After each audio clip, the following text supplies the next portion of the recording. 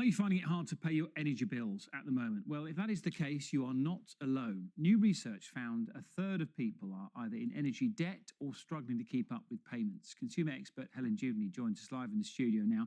Thank you so much for being with us. The report is pretty grim, isn't it? Talking about a third of the country completely overwhelmed by their energy bills.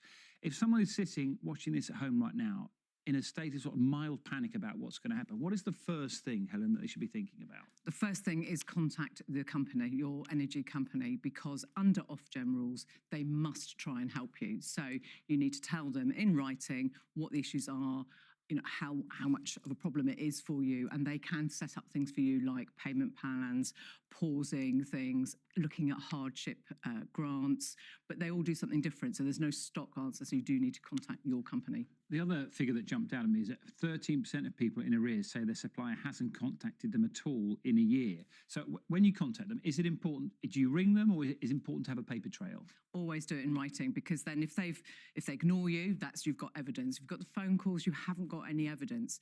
But if you do it in writing, you've got that evidence. So should you need to take the matter further, so you might want to go to the Ombudsman, then you've got that evidence that they didn't try and help you, and that's a breach of the Ofgem guidelines. And with the price cap, it's set to jump again, isn't it? 13% from July. And many people are looking at their direct debits getting automatically hiked as well. I've read this as well, Helen. 1 in 5 people say they're skipping meals or turning to food banks to cope with fuel poverty. Is it possible to sort of better prepare yourself? Because if you're really tight and the budget is impossible, there's no flexibility, how do you cope with another hike in energy prices?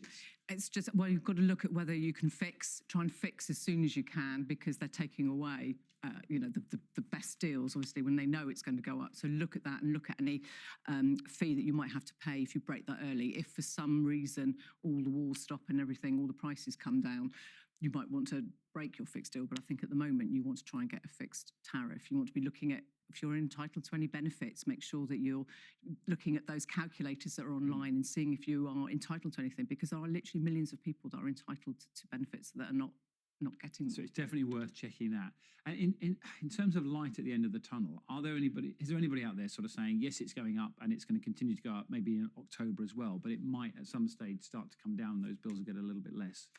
I think we've just got to say who's got the crystal ball, because so much of it is to do with international things that are going on. It will depend what's happening there because of the price of oil.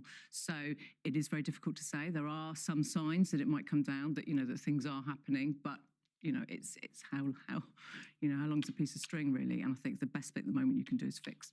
Okay, and just to reiterate that, because I know it must be really hard for a lot of people who are right on the breadline and worrying about those extra costs, is make sure you contact your supplier, because there might be a plan out there that is available to help you with maybe a fixed price or something that can help with you with those payments at the most difficult time. Yeah, and absolutely. And to go to charities like and organisations like Citizens Advice, Turn to Us, National Debt Line, because they can all help you, and they all do different things. So they can help you budget, they can help you access possibly grants that might be available in your area. They will all be different, and they'll tailor that to you. So it's certainly worth doing that. And certainly the other figures that were out in that research were frightening about the amount of people who owe money to people who scare them. That was 1 in 4 people. Loan sharks as well, yeah. And that's, again, to be really clear on that one, if you are thinking of going to a loan shark, don't.